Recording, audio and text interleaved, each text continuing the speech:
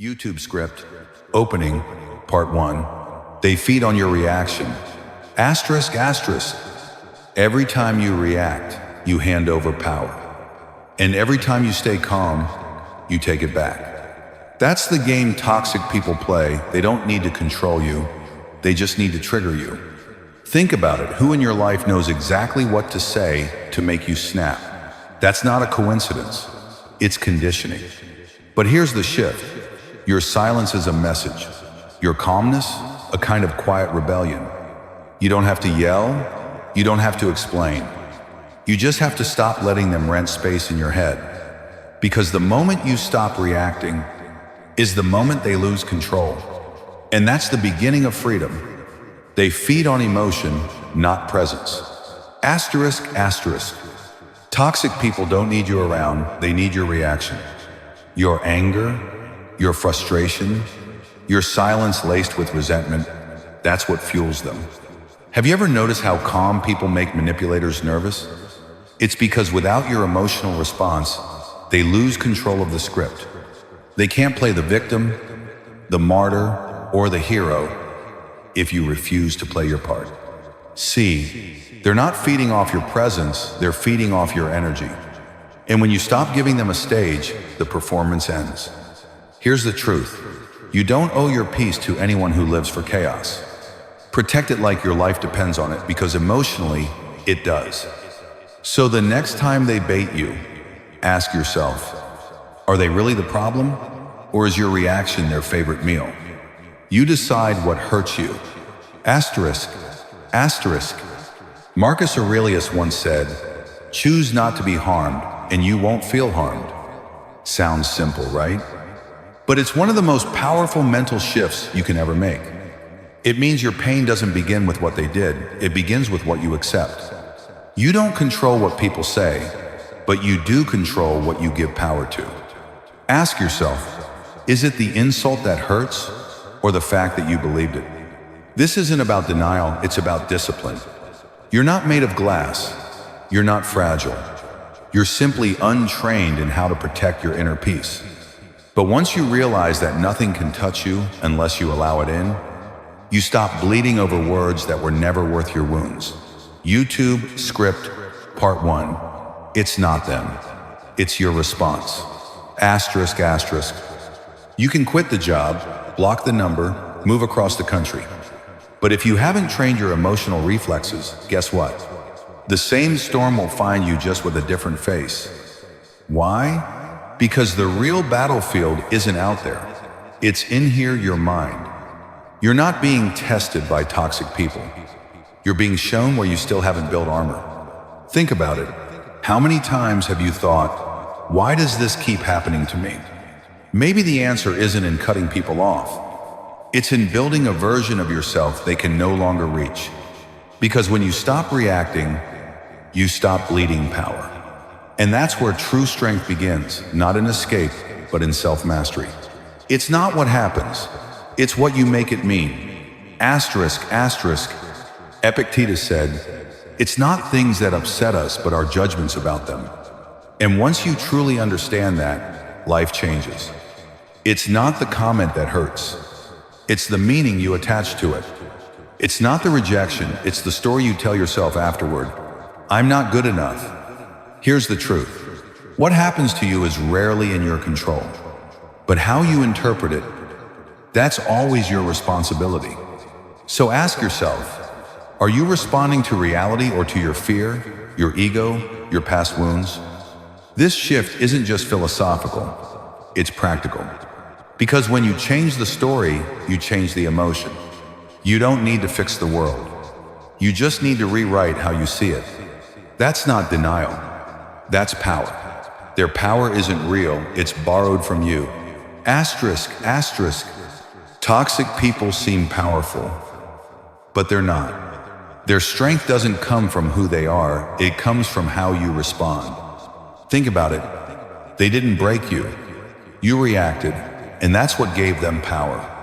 They said something cruel, but it was your anger, your need to explain, your spiraling thoughts that made it feel real. Here's the truth. No one has emotional control over you unless you hand it to them. So the next time someone tries to provoke you, ask yourself, do I want to give them more of me or take my power back? Because when your reaction stops, their influence disappears. Their chaos only works if you engage with it. And when you stop doing that, they shrink. YouTube script, Part 4, Karen in the meeting, power and stillness. Asterisk, asterisk. Let's talk about Karen. You know her, or someone just like her.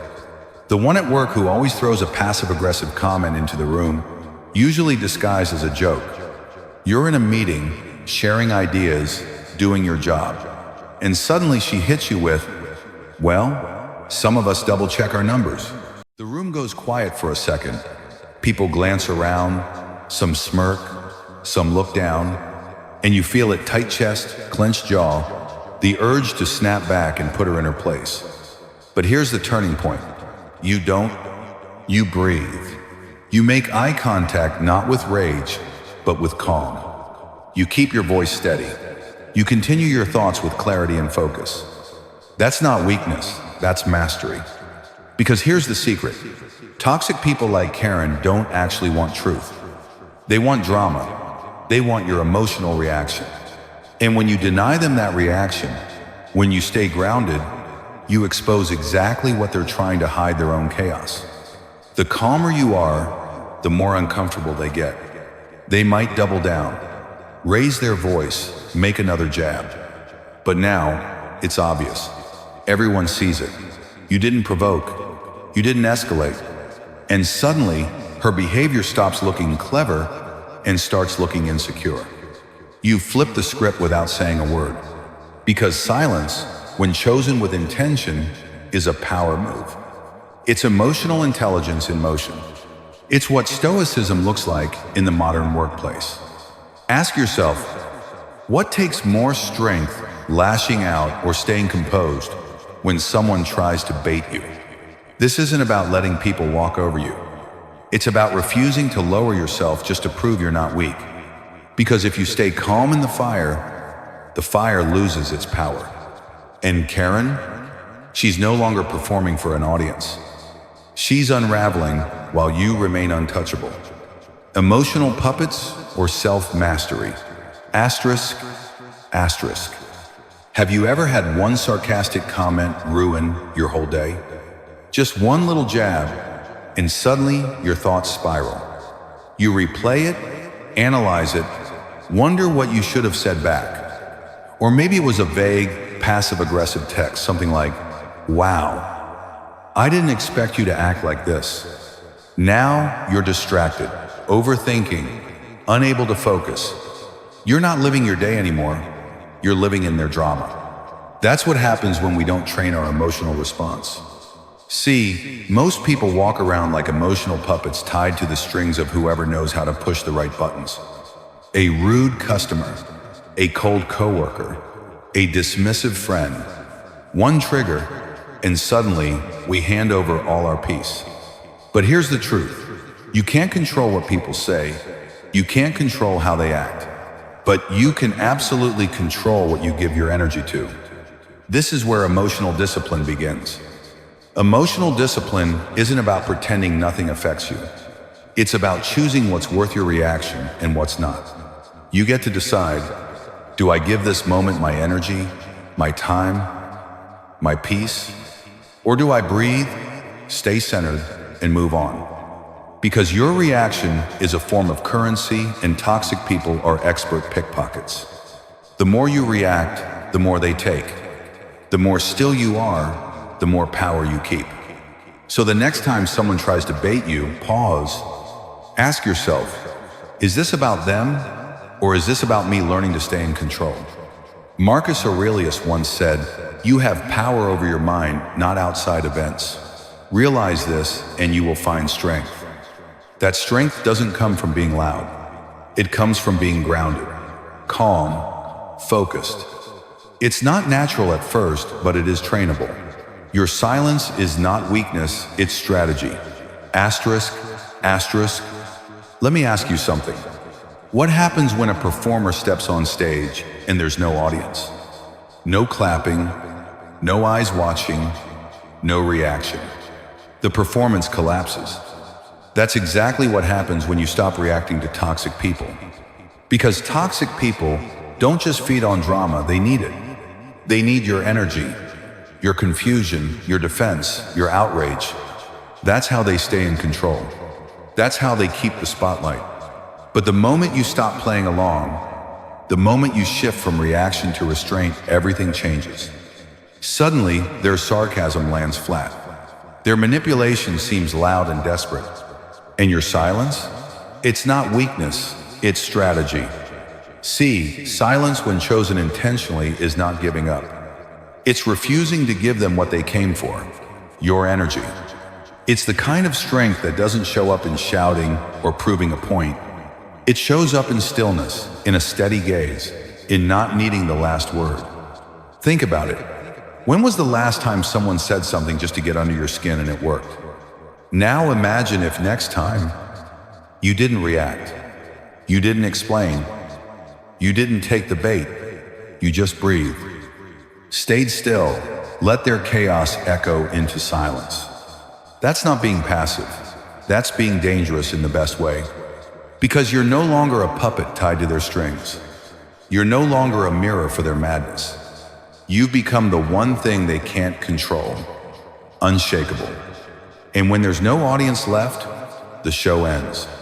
So next time someone tries to provoke you, don't just ask, how do I shut them down? Ask, what happens if I stop giving them a stage at all? You don't win by out-screaming the noise. You win by refusing to dance to the same tune. Because the loudest power isn't found in reaction. It's found in the calm that says, I don't owe you my energy anymore. The psychology of silence. Asterisk, asterisk. Here's a truth no one teaches us growing up. Toxic people don't just want attention. They want a role. They need your reaction to finish the script they've rehearsed their entire life. They play the victim, the misunderstood genius, the martyr, but none of those roles work unless you show up to play your part. That's why silence is so powerful. Because when you don't react, when you don't defend, don't explain, don't argue, you leave them standing on stage, alone. And suddenly, the performance falls apart. They stumble. They raise their voice. They get louder, more dramatic, more unhinged. Not because you're wrong, but because your silence exposes their emptiness. You see, most people confuse silence with surrender, but Stoics knew better. Seneca once said, "He who does not know how to be silent does not know how to speak." Real power isn't found in having the perfect comeback. It's found in knowing when not to speak at all. Ask yourself, why do they push your buttons in the first place? Because they know you'll react. They know that one sarcastic line, one guilt-loaded phrase, can send you spiraling. But what happens when it doesn't? What happens when you don't flinch? When you smile, breathe, and let the moment pass like wind through trees, you're no longer playing defense. You're standing in mastery. Because silence, when chosen with intention, isn't passive. It's psychological strength. It's emotional maturity. It's a declaration that I refuse to dance in your drama. So the next time someone tries to bait you, pause. Let them feel the silence. Let them fumble without a script. Let them sit with their own noise. Because when you don't react, you don't just protect your peace. You take away their power. That's the psychology of silence. And it's more disarming than any argument could ever be. Your silence is what makes you dangerous. Asterisk, asterisk. Let me tell you something most people never realize. Your silence, real, grounded, intentional silence, is terrifying to the people who feed on chaos. Toxic people aren't afraid of confrontation. They're not afraid of raised voices or emotional blow-ups. In fact, they welcome it. Because as long as you're reacting, they're still in control. But do you know what they fear? Stillness. That quiet, unwavering calm that forces them to confront the one thing they've been running from their entire lives themselves. You see, when you stop being their emotional partner in the dance, the performance collapses. They throw bait and you don't bite. They poke and you don't flinch. They accuse and you stay grounded. Now, they're not sparring with the version of you who used to over-explain, apologize, or try to fix everything. They're facing a version that no longer plays the game. And that version, that's dangerous. Because nothing scares a manipulator more than losing their script. And when you go silent, not cold, not cruel, but centered, you're no longer reacting from ego, you're responding from clarity. That's not weakness. That's power. Think of the strongest people you've ever known. They weren't the loudest in the room. They were the ones who didn't need to prove anything. The ones who could be provoked and yet stay calm. That's real control. That's what Stoics called mastery over self. So the next time someone tries to get a rise out of you, pause. Let them squirm in your silence. Let them sit in the discomfort of not being able to shake you. Because when you stop reacting, they lose the thing they rely on most, your participation. And the truth is, you don't have to destroy them. You don't even have to confront them. All you have to do is no longer be available for their game. And in that moment, you stop being their target and start becoming untouchable. Real freedom starts inside. Asterisk, asterisk. Here's something most people don't want to hear. Blocking someone doesn't mean you're free.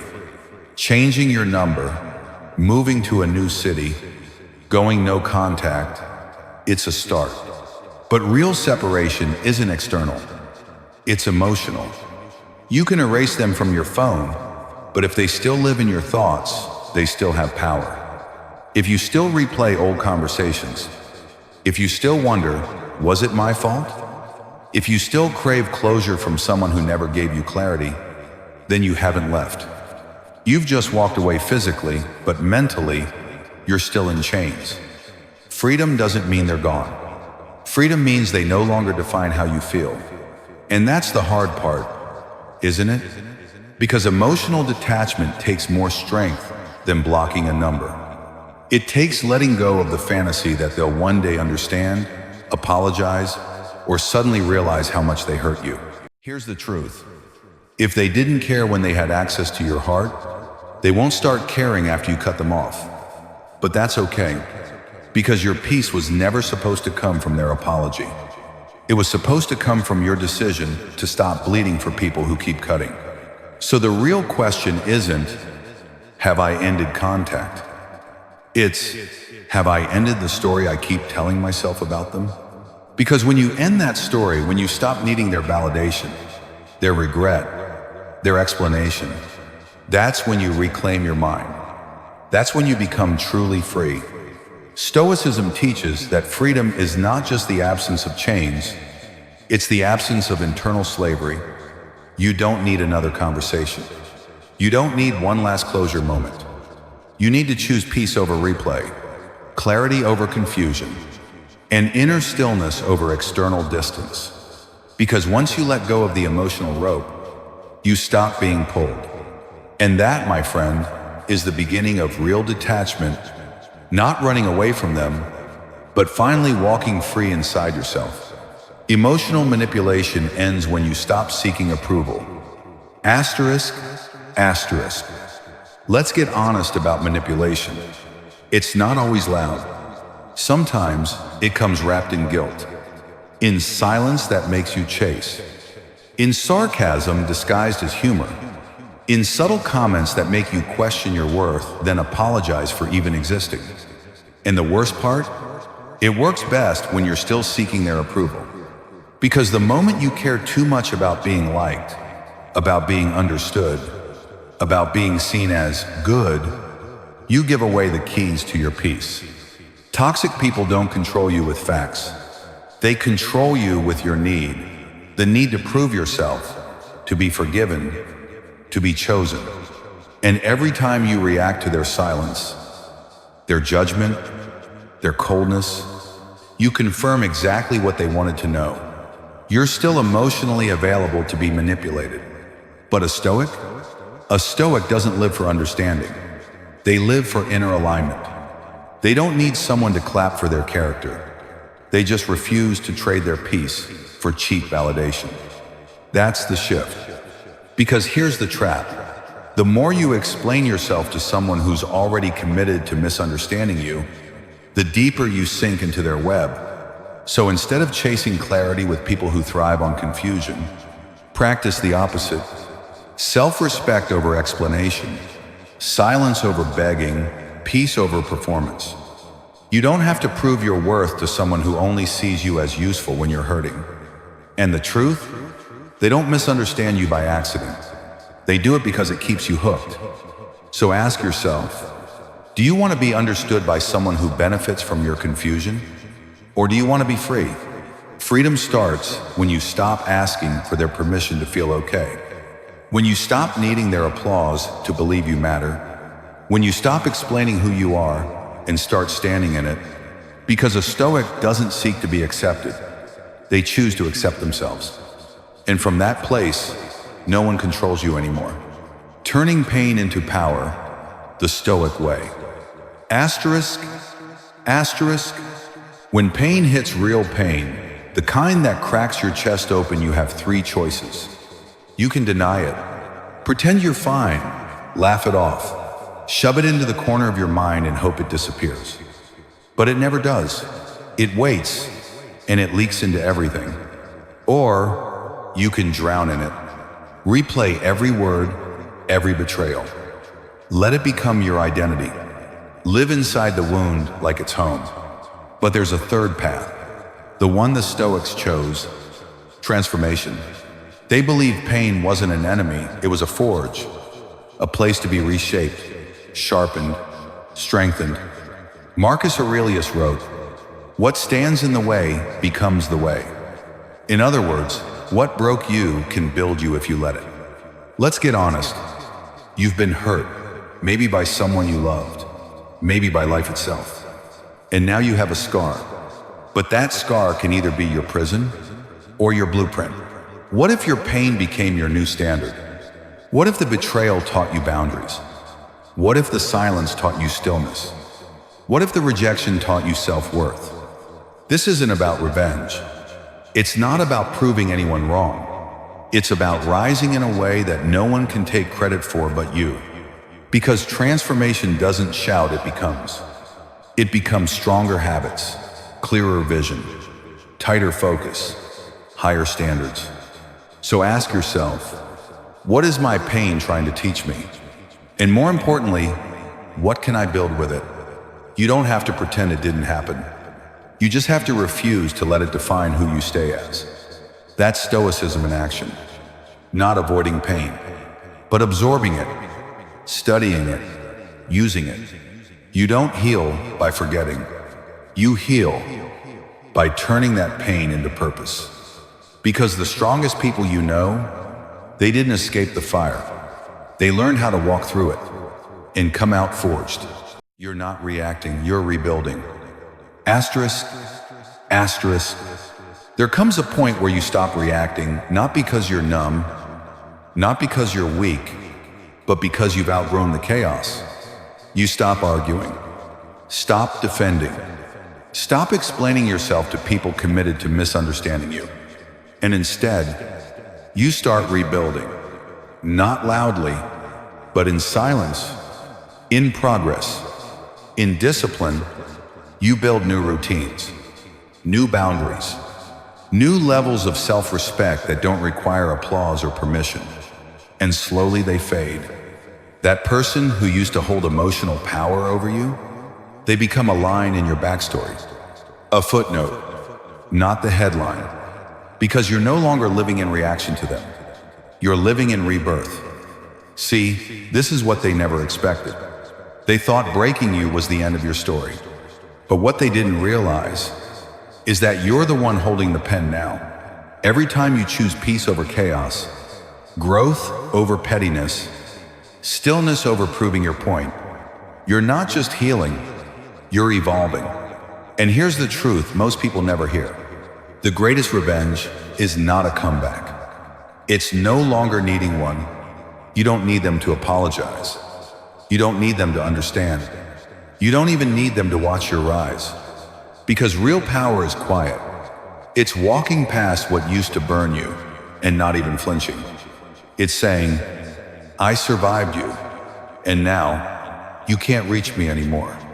So if you're in the middle of that quiet rebuilding, keep going. Don't let the silence fool you into thinking nothing's happening. That's where everything is happening. You're not the same person who used to react. You're becoming the version of yourself they never saw coming, and one they'll never be able to access again. That's not just healing. That's transformation. That's freedom. Stop letting them live in your head. Asterisk, asterisk. Let's get brutally honest for a second. You can block their number, delete every photo, unfollow, unfriend, move across the country.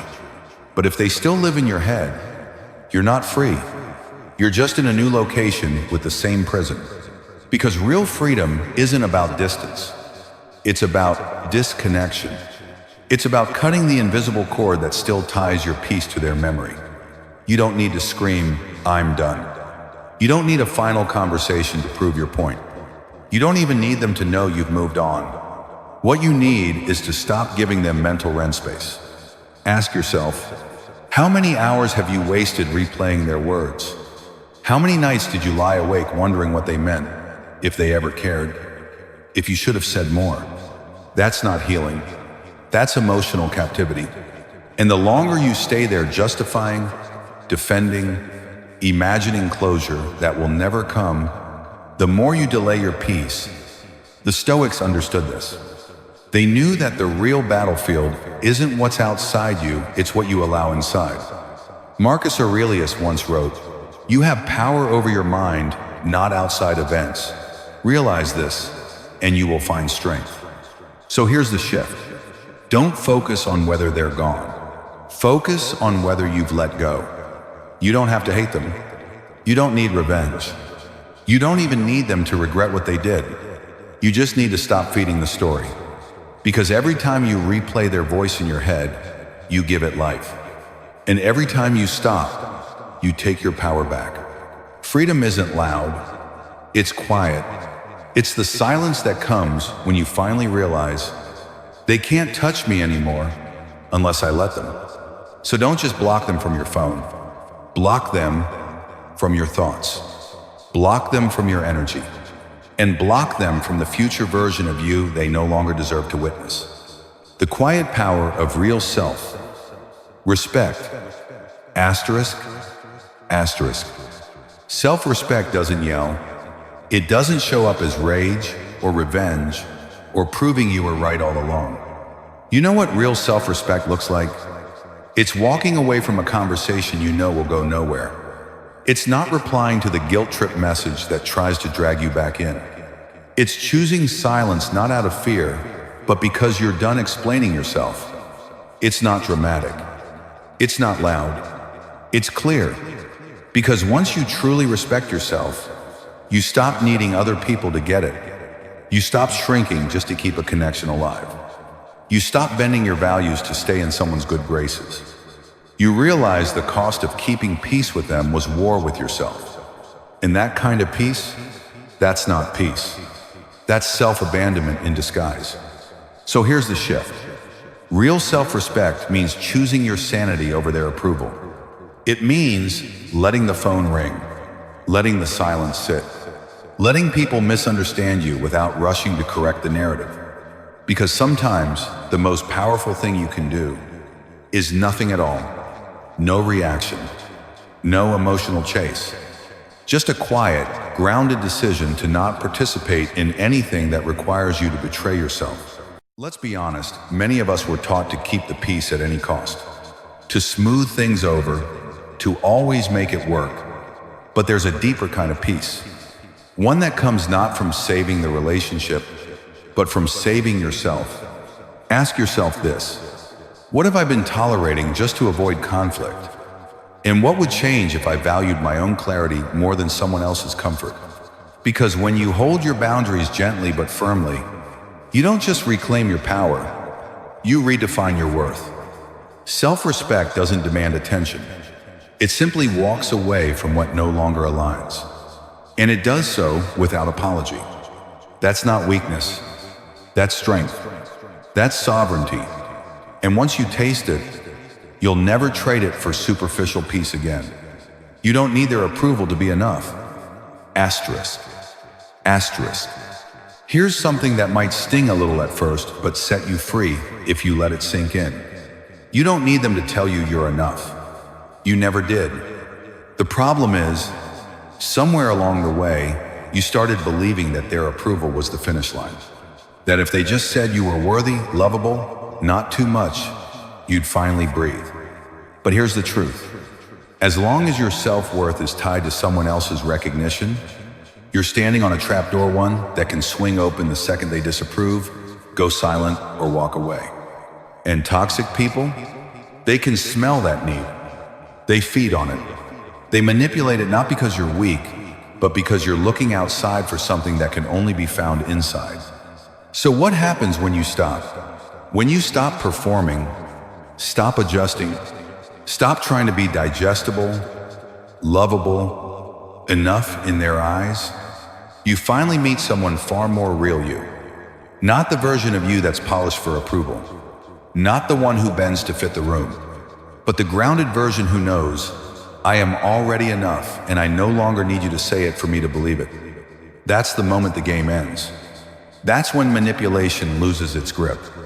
Because once you stop craving their validation, you become untouchable. This doesn't mean you shut yourself off from connection. It means you stop bargaining your self-respect for someone else's attention. So here's a question worth asking. What would change if you already believed you were enough, even if no one ever told you again? What would you stop tolerating? What would you start creating? Because the truth is, you don't need more applause. You need fewer performances. You don't need their blessing. You need your own. And once you decide that deeply, unapologetically, you stop chasing your worth and start living from it. Turning pain into power, not identity. Asterisk, asterisk. Pain has two options. You can wear it or you can wield it. And toxic people, they're hoping you wear it. They want your pain to become your identity. They want it to crush you, shape you, trap you in a version of yourself that's always doubting, always apologizing, always trying to fix what they broke. Because the more you live inside that pain, the easier you are to control. But what if, just what if you used it differently? What if, instead of letting your pain define you, and you let it refine you? This is what the Stoics would call emotional alchemy. The art of taking what was meant to break you and building with it. Not by pretending it didn't hurt, not by denying the betrayal, the manipulation, the gut punches that knocked you down, but by choosing to ask, now what? Now that I've been shattered, what do I do with these pieces? Do I leave them on the floor and keep staring at the past? Or do I build something stronger, clearer, wiser? Emotional alchemy is not about revenge. It's about rising not for them, but for you. It's taking the shame they projected onto you and turning it into confidence. It's taking the silence they used to punish you and turning it into inner peace. It's taking the rejection that tried to shrink you and using it to expand. Because the truth is, you survived what they thought would destroy you. And now, they don't get to be the main character anymore. They become a plot twist, not the ending. Ask yourself, what part of your pain are you still calling your identity? And what would it look like to call it your fuel instead? That's the shift. That's where healing stops being passive and starts becoming power. You didn't just get through it. You grew from it, and now you are someone they can't touch. Not because they stopped trying, but because you learned how to turn fire into foundation. Real power doesn't shout, it stands still. Asterisk, asterisk. We live in a world that glorifies noise. Clapping back, exposing, proving your point for likes and applause. But real power, it's quiet. It doesn't perform. It doesn't need the last word. True strength is when you're no longer triggered. When someone throws shade and it doesn't even touch your peace. When the same words that used to unravel you now feel irrelevant. That's not indifference. That's growth. Because here's the truth most people miss. The most dangerous person in the room is never the loudest. It's the one who can stand in silence while everyone else scrambles to be seen. Think about it. Have you ever watched someone try desperately to get a rise out of you? They push, they provoke, they throw emotional bait, and when you don't react, they panic. Because your calm exposes their chaos. Your silence reveals their insecurity. And your non-reaction? That's where you win. Not with revenge, not with rage, but with restraint. See, anyone can react, but very few people can remain grounded. It takes discipline to stay still in the storm, to know who you are so deeply that no insult can reach you.